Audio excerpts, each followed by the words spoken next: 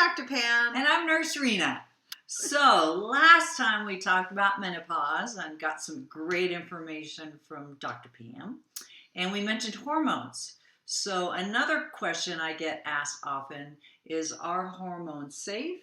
And what is the difference between what we get, at the pharmacy with the bioidenticals that some, private doctors will offer?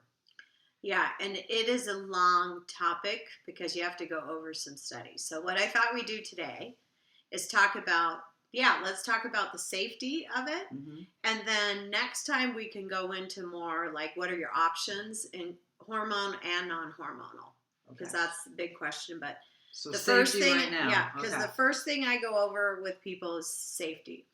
So when I finished residency in 1997, I know, a long time ago, we were taught that every woman should go on hormone replacement therapy because the biggest killer for women is heart attacks and strokes.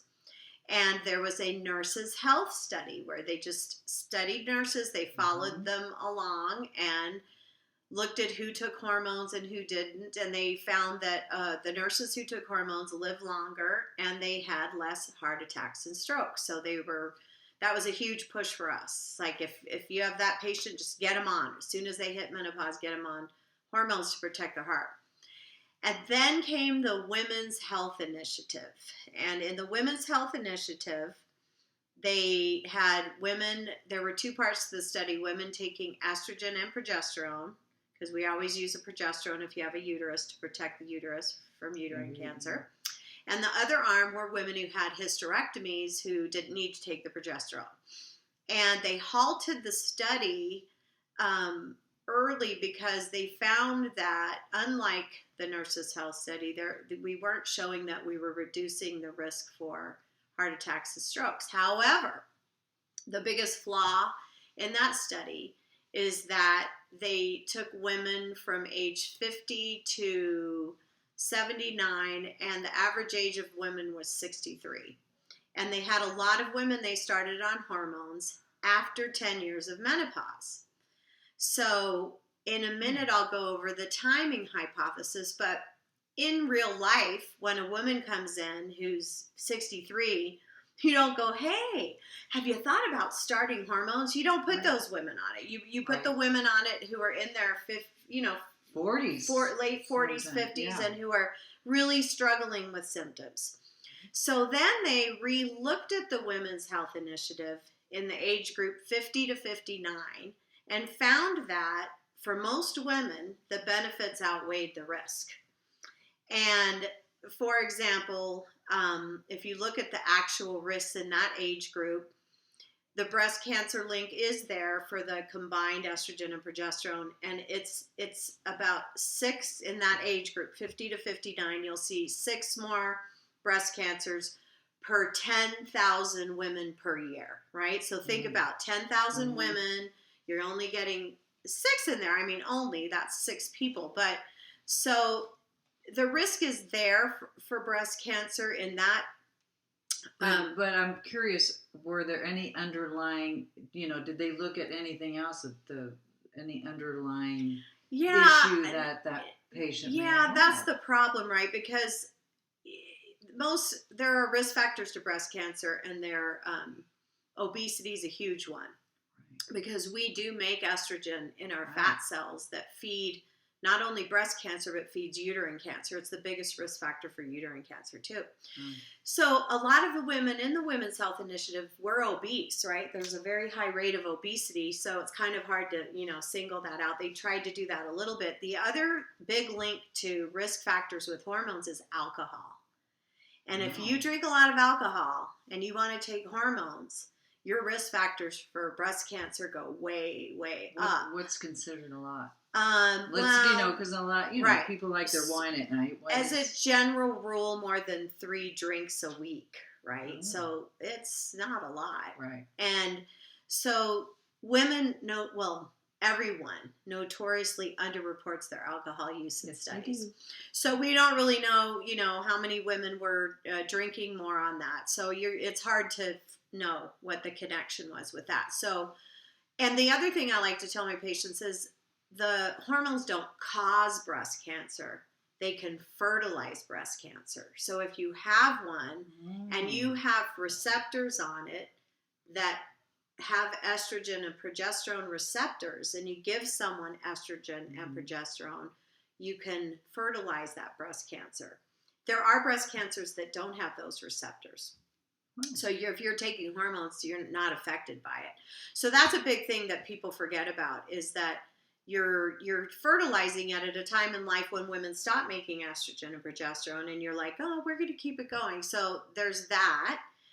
And then what's really weird about the breast cancer link is that the women who were in the hysterectomy group who only took estrogen and didn't take progesterone, they actually had 5 less breast cancers than placebo group. Wow. So it was almost made statistical significance as a preventative treatment of breast cancer, right? And that's when people's minds go, whoa. So if you've had a hysterectomy, you take estrogen only, they had less breast cancers than placebo. Wow. But if they took the combination of the estrogen plus progesterone, they had, what did I say, 5 or 6 more, I have my little, 6 more breast cancers out of 10,000 women per year. And again, the underlying risk factors. So correct. Whenever I talk to people about safety of hormones, I always say, you have to fit the profile. You know, we have to maximize lifestyle to reduce your risk for all of these things, like heart disease. Okay.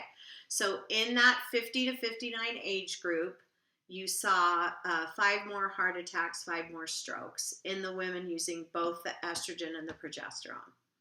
In the women who only used the estrogen, you actually saw 11 less heart attacks and 1 less stroke than placebo. So again, I always tell my patients who've had a hysterectomy, I go, you have a hall pass kind of for using hormones, because you kind of eliminate a lot of the risk factors. And the other part of the heart disease risk factor is no one's really studied enough the non-pill form of the estrogen, because when you take an estrogen pill, it goes through your liver where you make clotting factors, and it increases the risk for clot. Well, if you have a little plaque in your coronary vessel in your heart or your brain vessel and it cracks, the way we have most of our heart attacks and strokes is you form a clot over that, and the clot blocks the artery, and that's what leads to the problem.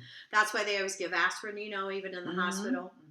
If we think you're trying to get rid of that clot to open up that lumen. Most people think the heart attack is the plaque blocks the whole artery, and that's not true. It's the clot. So if you think estrogen that doesn't increase clots because you're getting a patch or a gel or a spray or something like that, then you probably are maybe not going to get the heart attack and stroke risk associated with the pill form like they did in the Women's Health Initiative. And that's the kind of information we need to look more at. But really quick, another point on the pill to me is when I was doing it, luckily I had my hysterectomy. Yeah. The pill made me sick. Yes, because the pill has to go through your stomach. So it affects the liver, right? Yes. And you're right. And if you have a lot of stomach problems and you're taking an estrogen pill, you're not going to absorb it properly at all. Yeah. So I try not to use pills. I will in younger people who really want to take a pill. I do, because there's the cheap, the bioidentical, which we'll talk about more. Estradiol pills are bioidentical and they're cheap. For some women, they like taking the pill, and those are so cheap that you can't really go wrong with that, as long as their risk factors are low for having blood clots and heart attacks and things like that. Right. So hormone risk. So the biggest thing would be you don't want to stimulate breast cancer. But even then, if you put it in perspective, you're looking at 6 out of 10,000 women per year. It's not a huge numbers of women. And then you do get 1 less colon cancer in the group of the women on estrogen and progesterone. So they do think estrogen does protect against colon cancer. And in the women who have had hysterectomies, they saw 3 less colon cancers.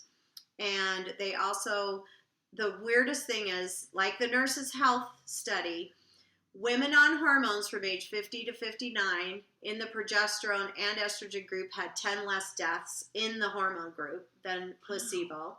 And in the estrogen only group, they had 11 less deaths in the estrogen group compared to placebo, which did match the nurses' health study, which showed that women who took hormones had less risk for death.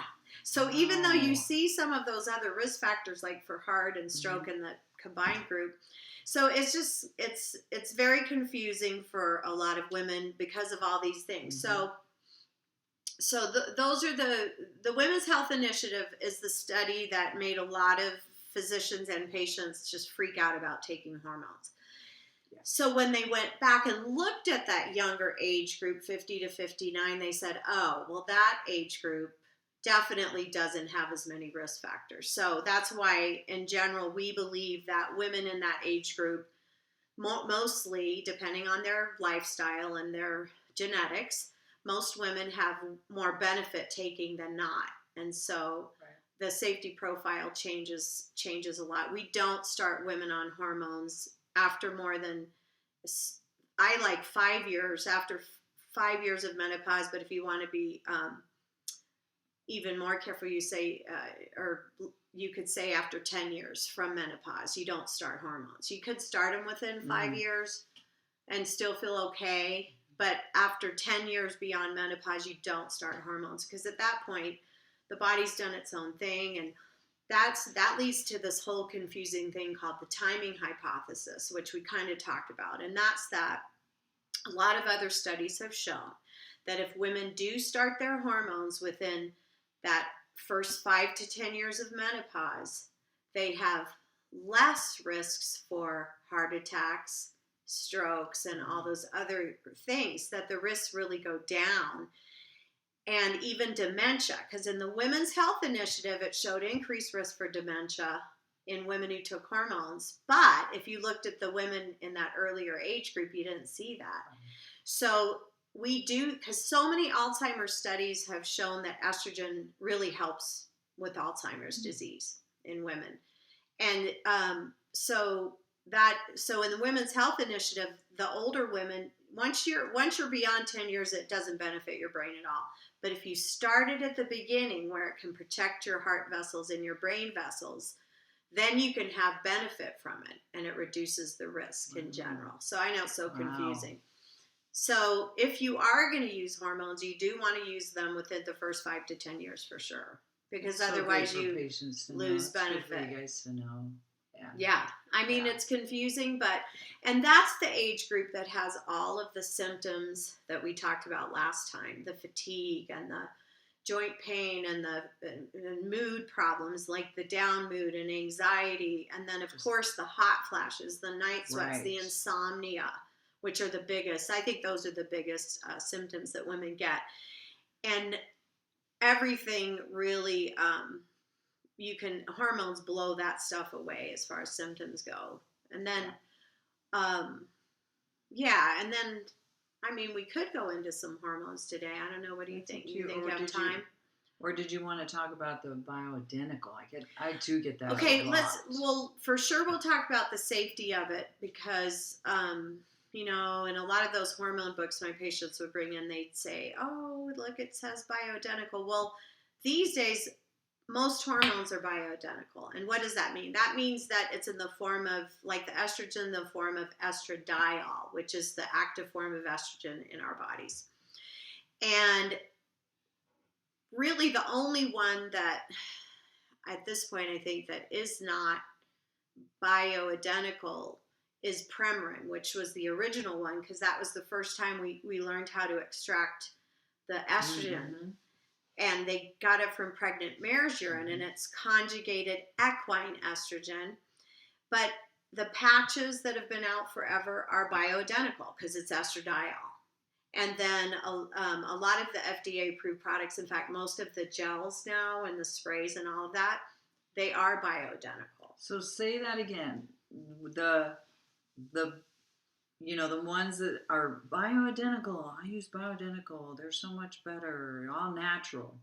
So tell me again, where What source are they all coming from? So I heard sweet potato. Yes. So estrogen does come from 3 plants now. Okay. And it comes from soy plants, it comes from yams, and it comes from cactus plants. Very funny.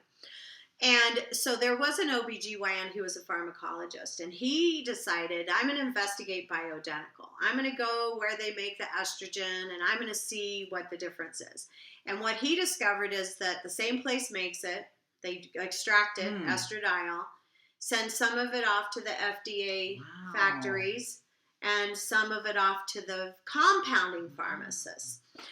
So really, the safety, to me, it's not any different. And I always explain it this way. If you're an obese woman and you make a lot of estrogen in your fat cells, your risk of breast cancer goes up. Can you be more bioidentical than what you're making yourself? Right. You're making it. Right. It's you. Yeah. So that raises your risk of breast cancer. So why do we think something that comes from the outside from plants is not going to do the same thing if you have receptors, right, on your breast cancer? So they're not safer, and almost everything we have now is bioidentical, so you almost can't go wrong anymore. People would come in and go, "Oh, it's my Devagel. I want to be on bioidentical." I go, "You are." Right. Patches especially have been around forever. They're bioidentical. So I think, the patients that I talk to, they pay that extra to get the bioidentical. No, I take bioidentical. I guess and they might pay more. Well, here's the other thing about bioidentical. If you're not getting an FDA product that is the same estrogen, right? It's in the patches and the gels and all that. If you're going to a compounding pharmacy, you're depending on that person who's mixing it to be excellent. They have to be perfect.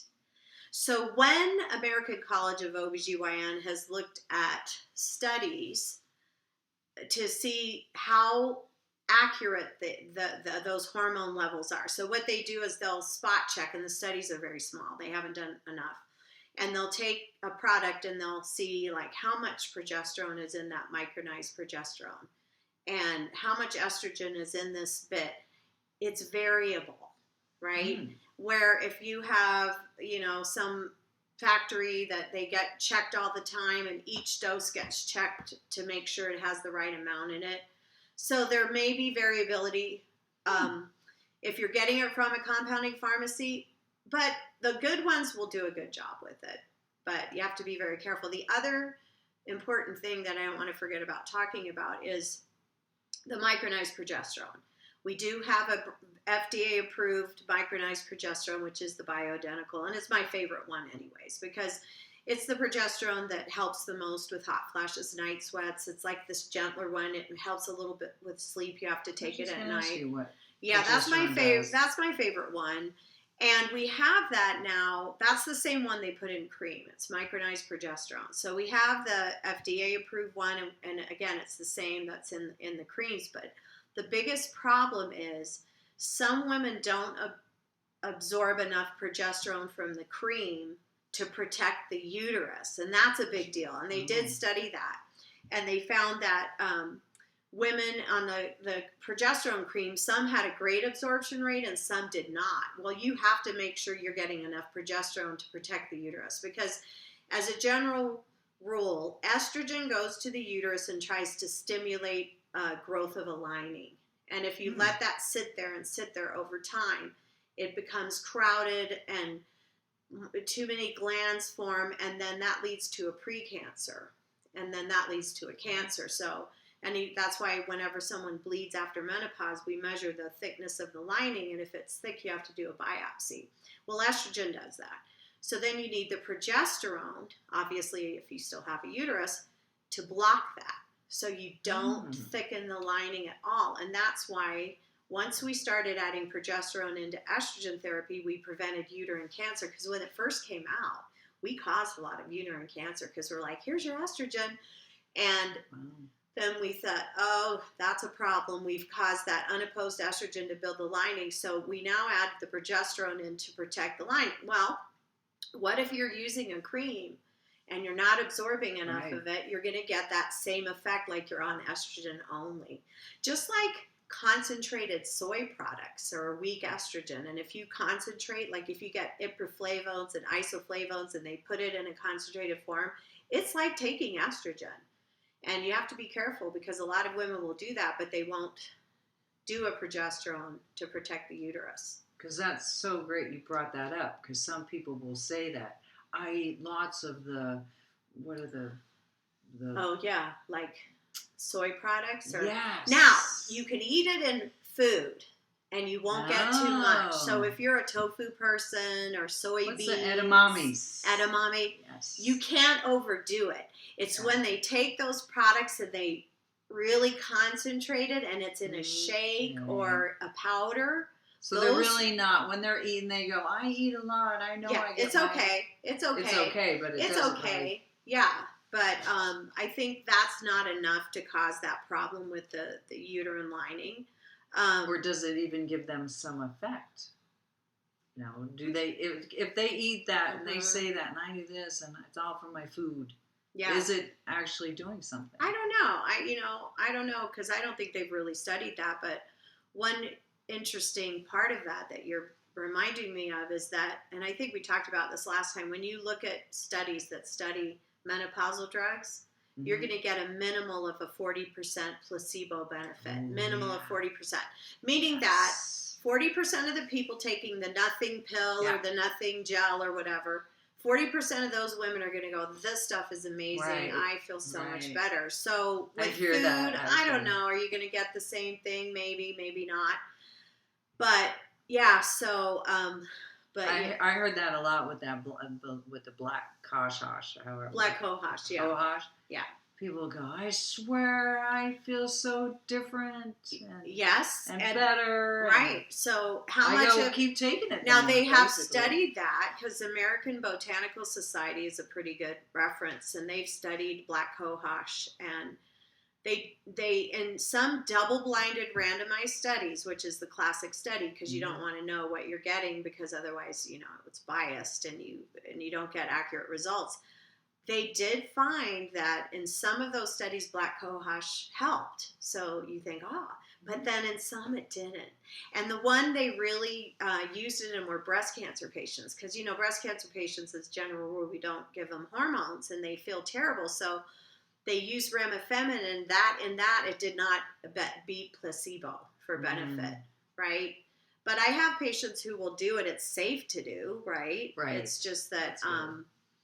is it really giving benefit or not? Well, who cares if you feel better on it? Exactly. Right? I mean, if it's a placebo effect, but you feel Keep better, it going. That's okay. And same with estrogen, too. Some of the benefit we probably do get from it is from the estrogen effect. And then safety, I wanted to mention that vaginal estrogen is a whole different ballgame, okay? Meaning it's safe. So, but when we give women, let's say we give women vaginal cream to use for dryness, right, and pain with intercourse, or we use the S-string, the ring, which I love, but it's so expensive. And for the bladder, sorry. Yeah, and it helps my the bladder beyond. Okay, yes. So when we use the vaginal estrogen products, there's not enough absorption to cause a problem with thickening of the lining of the uterus. The studies show it's really safe if you use it as directed. Obviously, if you're putting half a tube of cream in every day, you're going to have a lot of absorption.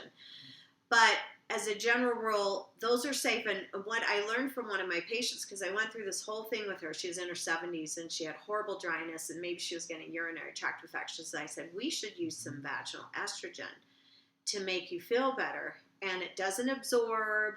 It doesn't have the same risks as taking estrogen or using a patch. It doesn't have the link with the cancers and all that stuff. And then she came in and she showed me the package insert.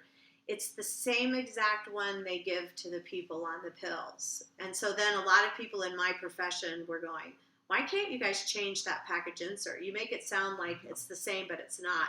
Well, they don't care. They just want to cover their butt, so they won't change Yeah. it. So just women need to be aware that when they get those risks in the little package insert for the vaginal products, it's not accurate.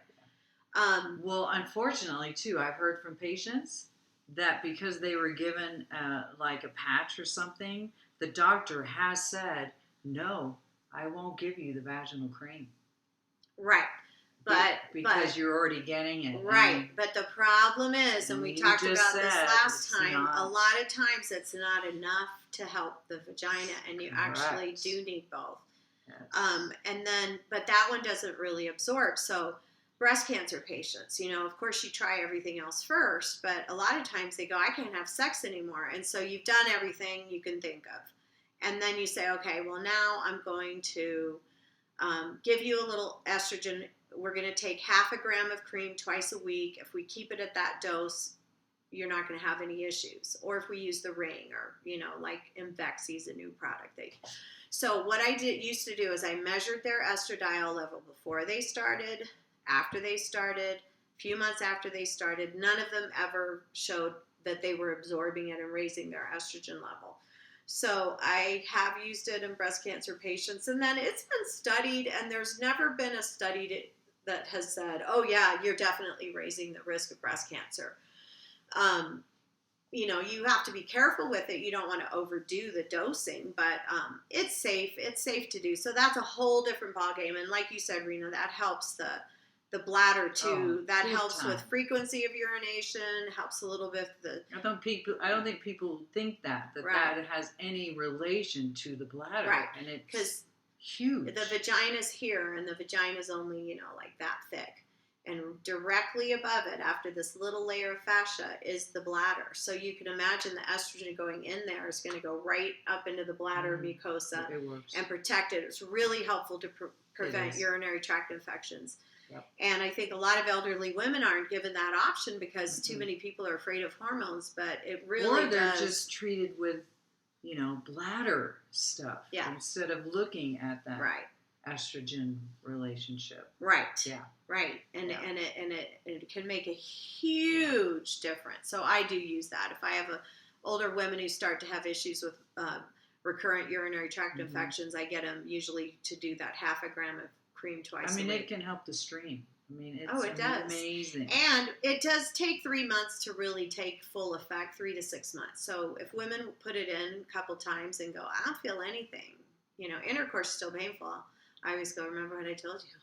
It takes 3 months of using it, because, women won't use it properly, and they'll only use it once a week, so then it doesn't do any good. Right. But yeah, so with the bioidentical, I want to go back to that. As a general guideline, most of the products today, FDA or compounded, are all bioidentical. Safety-wise, really not that much different, other than I think there's a big difference between pills versus non-pill form. Right. Maybe a little safer for not causing blood clots and not causing sickness. Yeah. Not feeling well. Yeah. And then there are other non-hormonal treatments, like things like ginseng and ginkgo biloba and ashwagandha. Right. I've had some success with that. You have. Yeah. So I always think it's okay to use some of those products for sure. I think that, the studies are... So say that again. What are the ones? I like ashwagandha. Ashwagandha, what does that do? And that can help with some of the hot flashes, night sweats, insomnia, and maybe some of the mood part of the menopausal symptoms. And then ginseng and ginkgo biloba have been used in that. It helps with a little bit with energy and things like that. So those products, to me, they're not unsafe. You have to be careful. Some of the herbs and things are pulled from places where they have heavy metal contamination, so it's not like you can just go at it with reckless abandon. You have to kind of try to investigate where you're getting it from, and are they very picky about testing soil and things like that. But those can give some women benefit. I do use ashwagandha. I've used black cohosh before too. Again, if it helps and you feel better, great. There's no harm. Okay.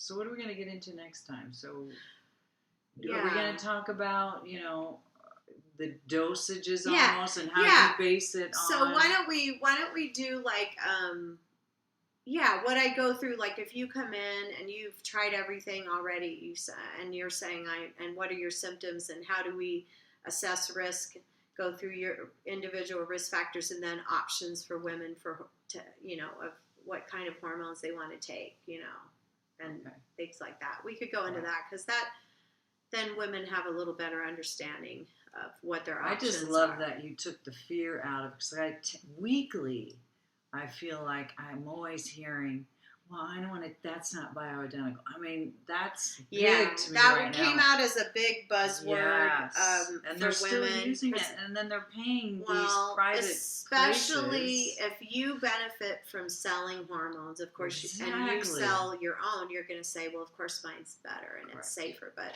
the truth of it is that's not the case.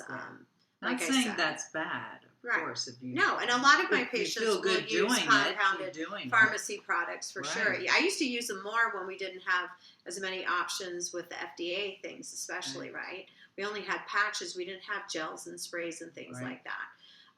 Then you could, in compounders, you can use troches, that dissolve in your mouth, and you can, there's different kinds, and of course the creams are popular. But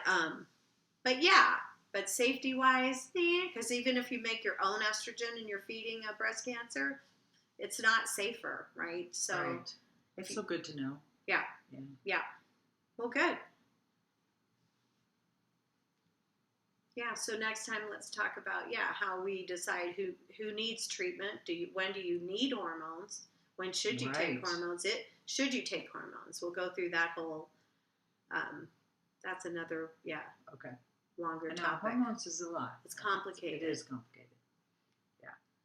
I think we're given so many mixed information too. Yeah, no doubt about it. Yes. So hopefully we'll see you next time when we talk about should you take hormones, should you not, what options do you have? Because we just want you to feel good. Yeah.